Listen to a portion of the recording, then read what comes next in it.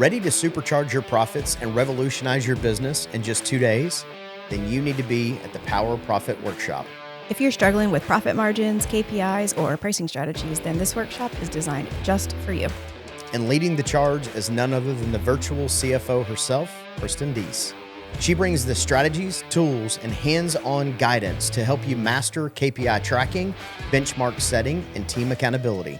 But this isn't just another sit and listen event. We're rolling up our sleeves and getting real work done so that you leave with actual tools and strategies that you can implement immediately. Plus, I'm bringing in other industry experts to help you crush your goals. And because you're a loyal Freedom Blueprint podcast listener, you get a special discount. You're going to use code FREEDOM at checkout to save on your registration. Seats are limited, so don't wait. Go to powerprofitworkshop.com and grab your seat today. Let's make more money faster. See you at the Power Profit Workshop. That's powerprofitworkshop.com to get registered. Running a home service business is hard. So how is it that some people make it look so easy? Well, we'll tell you. This is the Freedom Blueprint Podcast. It's always good to hear the wins that successful contractors have. But have you ever thought that the best advice would be to hear about the speed bumps they encountered, the mistakes they've made along the way? We're going to talk about the good, the bad, and the ugly. We want you to be successful and avoid the mistakes others have made. Let's get this party started. Welcome to the Freedom Blueprint Podcast. Now your host, Justin Deese. Welcome to another episode of Freedom Blueprint Podcast. I have got a super cool guest today, a friend, a neighbor, which we'll get into in a minute. And he's actually live here in the studio, which if you're watching this on YouTube, you'll see. Hopefully the camera looks good and the lighting looks good.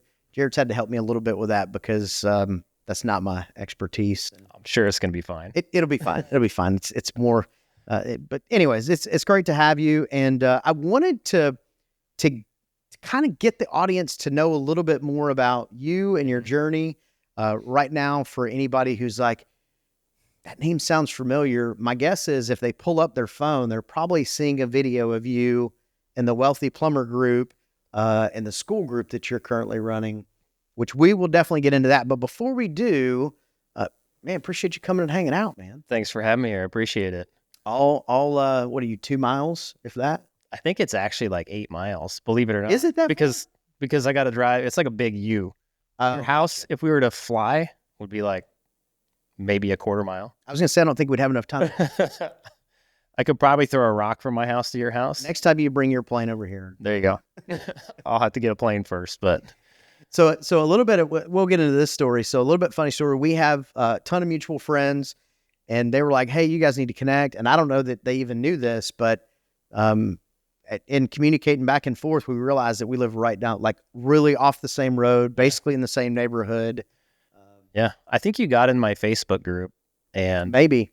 And I was, at the time, I've been realizing the power of just your personal Facebook page, how useful it is. And so I've been going in and adding friends as people join my group, and you were one of the people that I added. And then you reached out and said, hey, we got a bunch of mutual friends. Oh, I know what it was. Yeah. So your pressure washing business, you have great videos on the pressure washing business, which the pressure washing business is Dude Wash. Dude Wash, yep. And I saw some of your videos that are fantastic and hilarious. And I was driving through Pensacola and I saw a billboard. Actually, I think I saw 2 billboards. But I saw a billboard and I'm like, wait a minute, see, branding works. It does, dude. I'm telling you.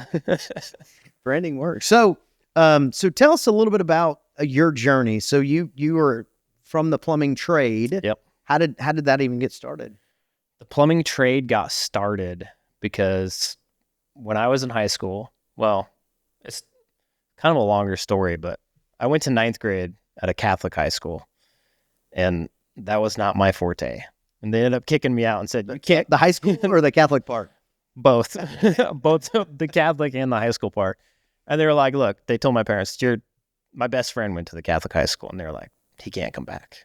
And my parents were like, "What do you mean?" And they're like, he doesn't do his homework. He's always getting in trouble. Like he can't come back. You need to send him to a different school. So my parents were freaking out. They sent me to a school in a bowling alley. And there was like 20 students, and there were 2 girls, 18 boys, 2 girls. One of the girls is now my wife. And I ended up she got pregnant. Long story short, senior year of high school. She actually graduated a year early. I graduated on time. And we had a kid together, and we got married right after high school. Her dad was a welder out of the Plumbers and Pipefitters Union. And so out of high school, I needed a job. I had to pay for diapers, and Kids are not cheap. kids are not cheap. No. And he goes, well, you can come work at the company I'm working for as a yard bird. So I did that for a year, and I had no ambitions in life, like none whatsoever. Yeah. My plan was to move to Australia, live on the beach for free, and work at Subway. I was going to be a sandwich artist. That was my goal. Why Subway though? Because you get a free sandwich every day. Okay. And so I thought, there's half my food. I can live on the beach. Long and you split it up. Yeah, That could be- I don't know if you get a foot long or a 6-inch or how that works nowadays, but later on in life, I was working with a guy, and he would always tease me. He's like, "You missed your calling." And I didn't know it at the time, but Subway calls their people who work there, they call them sandwich artists. And so I tell everybody that was my calling in life. I should have been a sandwich artist. You could have made tens of dollars doing that. My best friend ended up doing that. He moved to Australia, didn't work at Subway, but ended up moving to Australia. Yeah. Anyway, back to how I got in the plumbing trade. I was a yard bird. I learned what all the parts were. I learned that some of the guys there are cool and some of them are a total pain in the butt. And I got in the apprenticeship the following year, went through a 5-year apprenticeship, and then got my license. That's how I ended up in the trades. It was kind of by necessity. Yep. Well, and I think a lot of people that get in the trades, that's kind of how it happened. It was either by accident or you're like, I don't know, I got to do something. And then they ended up. I mean, it's better than going to college or jail. Yeah. I can't tell you how many biologists I've worked with on a job site. They're like, or even somebody who went and got their master's in business or something like that, or their business degree. Yeah. And here they are on a construction site, being a carpenter or an electrician or a plumber, and silly. Well, the butt crack plumber was always a thing for a very long time, right? Yeah. And that has shifted tremendously. And, I think COVID had a lot to do with that. All these private equity groups started looking at what our business was doing. And then they started kind of sniffing around a little bit in these businesses. They're like, wait a minute, these redneck boys are making some money. These are like, cool. What? They're making some cash. Yep. And it's, people, there's a lot of things that people may go without. Yep. But then, you're not going to go without being able to flush a toilet or be comfortable in your home. I mean, you're going to figure out how to solve that problem. And the truth is, less and less people nowadays are mechanically inclined. Yep. Like you think about 10 years from now, will kids even know how to change oil in a car? I don't know. Probably not. Because will they even have oil in the cars? Who knows? But it's definitely shined a light on what it is as a business and in our industry as well. Look at the shift that's happened even in the last 10 or 15 years. It used to be, you couldn't even find, it was rare to find $100 million company. Yeah. Rare. Yep. I can name 5 that I knew about. And now they're everywhere. They're everywhere. Which is pretty awesome. Yes, it is. My favorite part about becoming a plumber and not going to college is I used to work with, so I worked on big commercial construction projects. And when I was the foreman on these projects, I would work with mechanical engineers and I would make way more money than them and it would piss them off. And I loved it. Absolutely loved it. You went to college for 5 years. And have 150 grand in debt. Yeah. And now you're pushing paperwork. Yep. And I'm over here making more money than you. Pretty funny. Yeah. I like it. It's good. It's a good thing about the trades. So, all right. So pipe welder or kind of in the union, learning the trades a little bit. And then you started a service company, a plumbing company. I don't know if you focused on service or not. I did. I originally started I originally started a company. I saw a guy on eBay, believe it or not. My very first business was making pre-built, like in Alaska, there's a bunch of hydronic heating. So we do boilers, hydronic heating loops. And I would pre-make boiler installation packages and ship them out all over the U.S. That was my first business. Okay. Sell them on eBay. And they would contact me. They would fill out a form. I would get all the information, what boiler they're putting in, how many zones they have, and I would build the whole thing and ship it off to them. It was pretty cool. That's how I saved up my first initial bit of money to be able to go buy a van, and I started my first business. It was called J&J Mechanical. I had a partner, Jason Pacius, still working his nuts off. To this day, in that business, still running around like a chicken with his head cut off. We ended up... we were doing, we were from the commercial construction world, didn't know anything about service. And so we thought, that's what we need to go do. And then you get into it and you start working for contractors who don't want to pay you on time and they're super cheap and you know the drill. And, I do know the drill. And so I saw the writing on the wall and I said, this is not the future that I want. We're working more and we're making less. My goal was to work less and make more. And so I said, hey, you know what? You can have the business. So I gave him the business. And then I started up J-Rod's Plumbing and Heating and went into the service world. And that's when, it took me a long time to figure it out, but eventually I figured it out. So when you pumped out and started rocking with some J-Rod action, did you focus then on the residential service? Solely residential service. Right. Yep. And so, and in Alaska, plumbers do heating and plumbing. We don't split them. It's not like down here in the States. So it was heating and plumbing service. That's all I did. So then from there, you ended up changing the name and rebranding. Yep. I ended up shutting down the business twice because so when I first went in business, I charged $120 an hour. I called around and everybody was like, we're 130, we're 135, we're 150.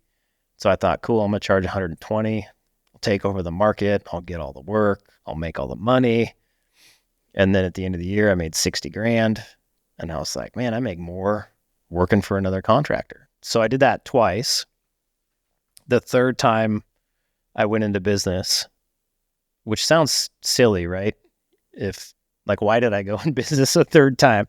But the reality was I hated working for people. I'd be sitting on a job site with a bunch of grumpy construction workers doing the same thing day in and day out. And I would tell my apprentice, I'd be like, you know what your job is? It's put up hangers, put pipe in hangers, put pipe together. And then you do it again. And it was just a thought of, I think I was like 34, 35 at the time. And the thought of having to do that for another 30 years there was no way. Yeah. So I quit again and I started my company again. And I thought, I'm going to make this work this time. I could see on Facebook, I could go on Facebook and there's shops that have like 30 guys. There's no way they're not making money and they're consistently growing. And I thought, I just got to figure out how they're doing this and then go do it. And the cool part is, like in Fairbanks, Alaska, nobody was doing it. There were no $1 million shops. Everybody was under. They're all $200,000-$300,000 shops. Well, that's because they were charging $130 an hour. $130 an hour, yeah. Which is interesting. So when you think about that, there's so many. I'm going to say entrepreneurs, but really, what I mean is there's frustrated technicians that go to start their own business. Yeah. And that's exactly what they do. They're like, let me be cheaper than the other person. Yeah. And the truth is, make it about something else other than the money. And people don't mind paying more money. That's the thing. Better service. Exactly. They'd think that in their head, they think nobody will pay that. Yep. But the reality is there's people out there just dying to pay that. Yes. If they can get somebody to answer the phone. That's it. And show up. Show up, answer the phone. Yep. Fix their problem right the first time. Pretty much that simple. So, okay. So you got the business going. And then at some point from Fairbanks, Alaska, you moved down the road from me. Yep. In beautiful Pensacola, Florida. Yeah. But I know now you've sold your business, but at that point you hadn't sold it yet, right? No. You still owned it. Yep. Okay. Yep. I owned it up until about 6 months ago. Okay. Yeah. Just sold it. Yeah. So you just went, that's it, moving. Yeah. I mean, the business was at a point where it was producing good revenue. It was producing okay profit margins. My wife was tired of being in Alaska. She's got eczema and dry skin, and Alaska's super dry. And I've heard it's cold. And it's cold and it's miserable. And, we both lived there our entire lives, and we saw an opportunity to get out. We had a really good general manager in place, and we moved. It was super scary. Yeah. Just the business was only like 2 years old, maybe. Yeah. 2 years old when we left. 2.5, somewhere in there. I lose track of timelines. Yeah.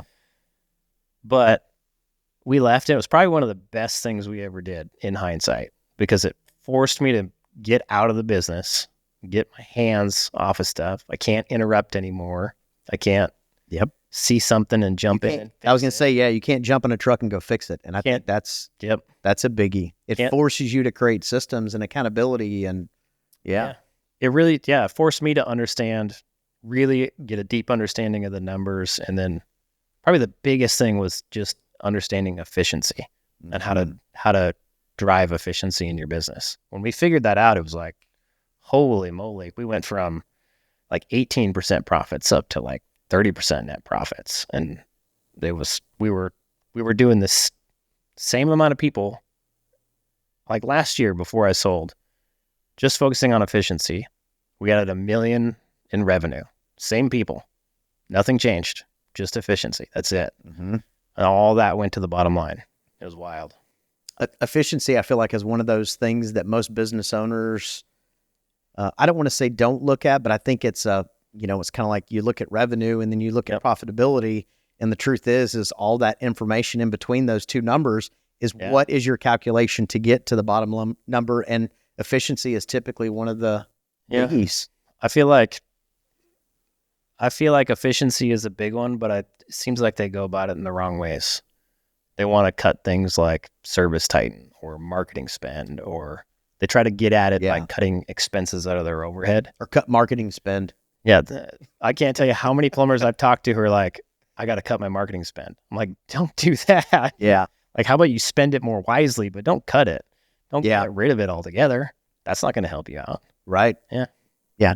The phone not ringing is not going to help you prosper in your business. Yep. So you got the business. So you sold the business, which is fantastic. Congratulations. Thank you. I shouldn't have sold it. Just no, by the way. Yeah. Okay. Like, the thing was a cash cow. I should have held on to it. It was a killer business. But good for you. And as someone who has bought and sold many businesses, what I do know about you is if you decided you wanted to do it again, you would go zero to whatever that number you wanted way faster than you did the first time. True. With way less frustration. True. That's just how that. It's just how that works. Yeah. Because you've got the ingredients and you've got the recipe, which is why I think it's really cool with your school group is you're trying to share that information with people. Yep. And giving them the tools that they need in order to grow and be able to scale their business. And really, grow may not be the right word. Everybody doesn't want a humongous, giant business, which is fine. Yeah, that's totally cool. But nobody goes into business to be broke. No. I mean, whether if it's just you and your business or if it's 100 guys, you should still be profitable. 100, yes. And it's all the same stuff. Yep. It doesn't matter if you got 3 guys or 100 guys. I mean, it changes a little bit, but you got to make money. That's why you're there. And the amount of money you can make, the amount of money a one truck Chuck can make if he's priced properly and running his jobs properly, man, he can make a ton of money. He can. A 3-guy shop can make a ton of money. Mm-hmm. A 6-guy shop can make a ton of money. It's crazy. And they're easy to run if you stick to service. Yeah, stick to service and focus on, I would say, culture. Yeah. Like, I think that's, I know a lot of groups are buying up businesses and exiting the owners. And, I did that with one of my businesses. I sold and I exited. And culture was like one of the most important things in that business. I knew it. I said it to them. They didn't care. Yeah. And they, within about, I don't know, 45 days, I feel like 80% of that team left the business. Because of culture. Well, yeah, the culture completely changed. So when you say culture, because this is probably one area that I didn't get to dive into as much as I want to. When you say culture, you know, there's the idea that culture is like, I got snacks in the fridge and free donuts on Fridays, and it's a nice place to work. And everybody's friendly and all that. With my business, what I experienced in Alaska is we had to get rid of the culture of entitlement. And we had to go to a culture of performance. When you say culture is important, like what aspect do you mean of that? I think culture is, you know, first of all, everybody's got to know the why. Yeah. Like, why does your business exist? What is it there to do? Because there can be different cultures and different visions for a business, right? So sometimes it can be all about money. Yeah. And then sometimes it can be more about having fun. So one of the things we did in what we call 1.0 versus 2.0 in our plumbing business is when Chris Gist and I was my business partner in that, what we wanted to do, we kind of sat down and went through our non-negotiables. If we do this again, how are we going to do it? And one of the big things was we want to have more fun. Yeah. We didn't have a lot of fun in the first time because I was very rigid in how I ran that business. I wanted everything done a certain way. I was not a super flexible guy. Yep. I mean, I am a flexible guy, but, you know, it was like, you know, there's just certain things you got to do. If you can't do it, you can, you know, pack it up and roll out. Promote to customer. Yeah. Yeah. Yeah. Promote to go work for the competition. So there you go. To me, I think it's about whatever mission and vision you have for your business. And for Paradise, for us, it was grow. We wanted to grow fast. Yep. We wanted to take over the market. Yep. And we wanted to have fun doing it. I like that. And that's how we did everything. Like, that was even the brand. Like, if you look at the brand, the Hawaiian shirts, the wrapped tiki vans rolling down the road, like, that's why we did it, is we wanted to have fun. Yep.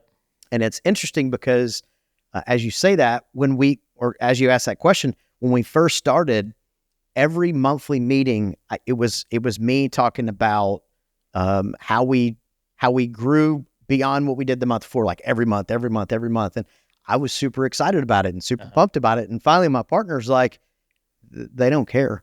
Yeah. Like, the team is not interested in the growth. That's not what they're interested in, having fun. And they're interested in enjoying where they work and being able to feel like they're helping customers. Yes, growing is an organic part of what happens there, but that's really what they wanted. And so when I say culture, that's just somewhere you want to be that you can align with, which is why I think, you know, things like mission and vision are so important to all businesses, because otherwise you don't know if you're rowing in the same direction or not. Yeah. It's a good point. Because it is about money, right? Like, if your business didn't make any money, you can't do anything. Right.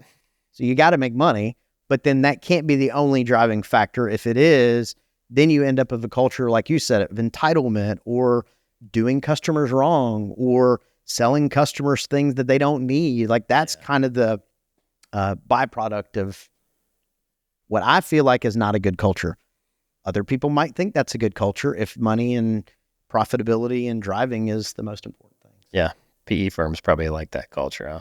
Some, I mean, listen, for me, when we sold this business to our partner with Leap Partners, that's not their MO. That's not their mission. That's not their vision, which is why it's such a good partnership between us and them.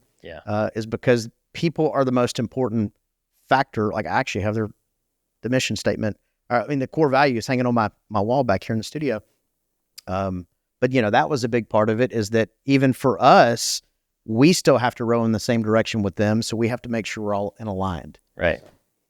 That's probably something I need to do better at and dig into more with my new business culture. Cultures. There's a really good book out there about it, but I know for us, it started out with, as silly as it sounds, breaking bread. Like, that was a biggie for us, is just that breaking bread, like giving that time to sit down, have a meal with each other, what's going on. Also, I know a lot of you guys listen to the show on a regular basis. I talk a lot about one-to-ones. That was another really big thing that we did even in 1.0 that helped us in culture, was doing one-to-ones and finding out what's going on. Like, what you got going on. Because Yeah. if someone's got a personal issue going on, they're not going to give you 100%. No, they're not. They can't. Yeah. So a little backstory. I remember way back in the day, I actually used to own a restaurant here in Pensacola. And and I was young. I was probably 21. And so a 21-year-old owning a bar, really good idea. Solid plan. But I can remember telling employees to hang their problems up at the door when they walk in. Like, I remember saying that. And then now thinking about that going, what in the... Yeah. I was a kid Yep. trying to be an adult, trying to be a business leader, and I was not. But that's just not even a thing. No. So, hey, if you got something you need to deal with, go deal with it. Let's not... Yeah. Let me help you deal with it. Yeah. any way I can. Yeah. And that includes time off. Yeah. Because you're not paying somebody to be there 50% of the time. Like I need like 90% of you here, not 20% of you here. So Yep. I hear you. but so let's shift a little bit into the Wealthy Plumbers program that you have. Mm-hmm. I think it's such a cool program. There's really good tools that you have in there. I'll let you talk about it instead of me. But yeah, I mean, really, it's designed for guys who are still working to and want to start their own business, to guys who are. I show you everything that I did in my business from 0 to 6 million in revenue. And I try to lay it out as simple and easy as possible. And you get in for $99 a month. And so we've tried to make the price point available for everybody and just make it as cool as possible.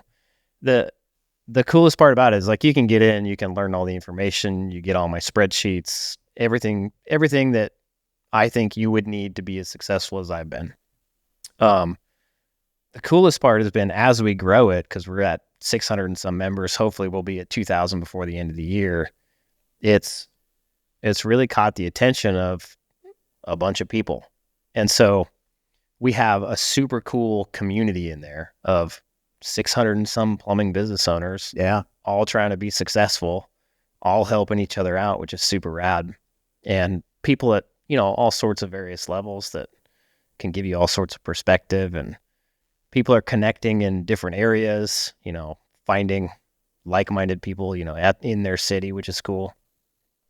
And then it's also caught attention of, some of the, bigger names in the industry. So we get, Ellen Roars come on and talk to in our group, and we had Dan Antonelli on the other day, and, getting Brian Burton with Waste No Day. Mm-hmm. Your wife is going to come talk. Yep. So we get a ton of different perspectives and knowledge and insight, and it's pretty cool. Like, for $99 to be involved in something like that, I would have died for it. Yeah. 6 years ago, if I could have paid $99 and got all the information and then just the encouragement that you get.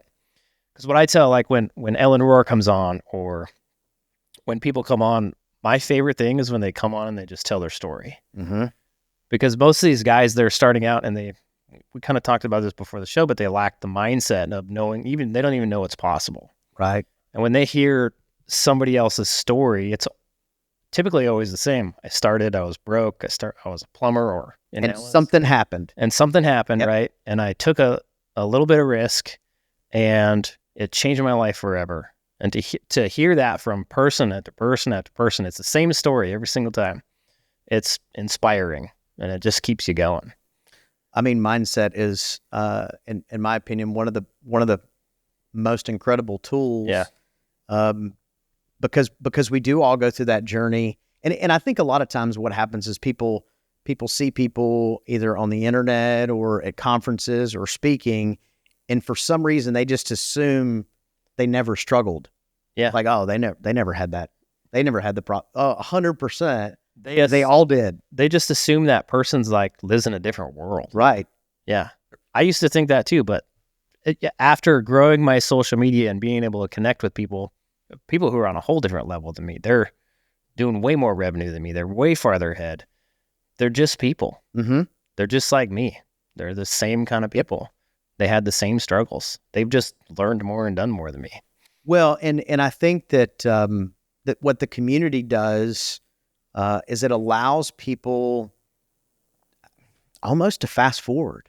Oh, yeah. Like, if you're struggling with this issue, I mean, the truth is, if you're struggling with an issue, you've got to solve the problem a couple ways. You're either going to pay somebody to help you, or you're going to be around somebody who can help you solve the problem, which typically is going to be through some sort of best practice group or community in order to help you move through it. Most of the time, we're not just going to fumble around and figure it out. No. Sometimes you can. Most of the time, you're not going to. True. Like, especially when you're thinking about numbers, right? And you're like, I need my direct expenses should be at, what should that number be? There's probably a good chance that you can go on, we'll call it Facebook, and you can type in and you'll get 1,000 different answers from 1,000 different people. Or you could be part of a community and say, guys, can anybody jump on a call and just help me? Yeah. I always tell everybody I have 0 original ideas. I'm just a good copier. Yeah. That's it. That's what all my success has come from. Somebody else did something and it worked for them, and I learned about it, and I tried it in my business and it worked for me. That's it. Good copy. Yep. Nothing wrong with that. The problem with guys just starting out, even guys doing, $1 million or 2 million, it's really their mindset. They don't think that way. But then also, like, for the guys just starting out, they can't afford a $2,000 a month coach, right? Or a $10,000 a year coaching program. And honestly, most of those programs aren't really tailored to those people anyways.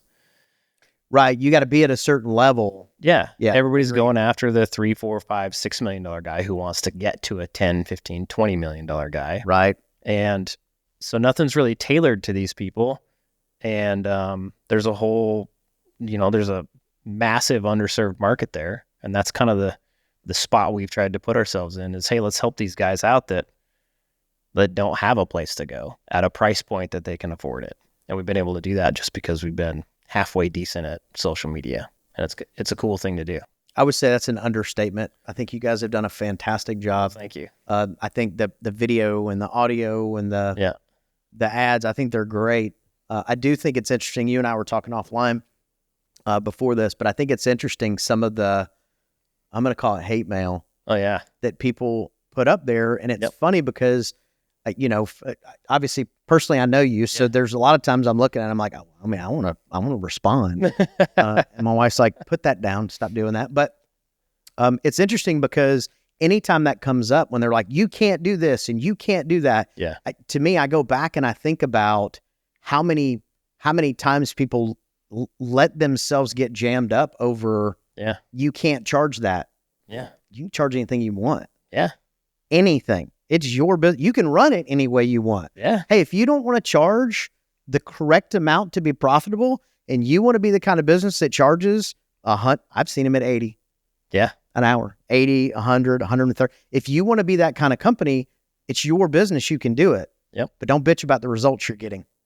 No, and it comes at an expense to somewhere. It costs you something. Yeah. Yeah. So, and honestly, when you do that, it's costing your customer, it's costing you, your family, and it's costing your employees. Yeah. Tremendously. You're discounting the customer to rip off yourself and your employees. Right. And to me, that's no way to run a business. I get people in my hometown that think I'm the most terrible person on the planet because we're 3 times more than everybody else in town. And I've even had, some of like my parents' friends reach out.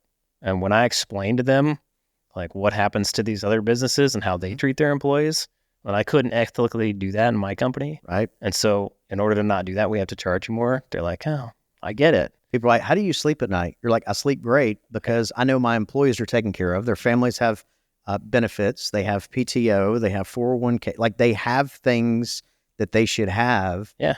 That I provide them as an employer for them to be able to provide for their family. Yeah. I think that's awesome. Yeah. So let's do this. Let's talk about how do they get involved in the community? So then go to school.com/Wealthy Plumber. Wealthy Plumber. So jump on there. Even if they just Google Wealthy Plumber, it'll come up. Okay. So go on there, check it out. I think you have a trial. Yep. 7-day free trial. Okay. So you can come try it out for 7 days. The whole thing is unlocked.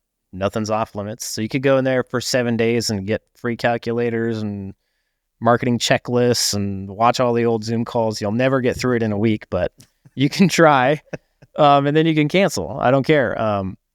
Like our whole goal is, our mission statement for that business is change the world one plumbing business at a time. Love that. Yep. That's fantastic. Yeah. One other side note too, Jered's going to be hanging out with us at our Power Profit Workshop coming up in May here in beautiful Pensacola. Excited. I am too, man. And one of the things, Krista might yell at me for saying this, but I don't know if she's announced this, but one of the things we're doing is we've rented part of the Wahoo Stadium, so our minor league baseball. So we're all going to be watching the game and hanging out. Awesome. We've got this really cool tiki bus that's taking us to and from, and it ought to be a good time. So cool. So yeah, appreciate you coming and hanging out, and check out Wealthy Plumber. Just Google it. Check out their school account. Really awesome community. Jered, appreciate it, man. Yeah, man. Thanks for having me on. You've been listening to the Freedom Blueprint Podcast. Information is useless if not applied. So take what you've learned and go and implement it. We hope you've enjoyed the show. If you did, make sure to like, rate, and review. We'll be back soon. But in the meantime, find us on social media at Freedom Blueprint for Home Services and hit the website at www.freedomblueprintpodcast.com. See you next time.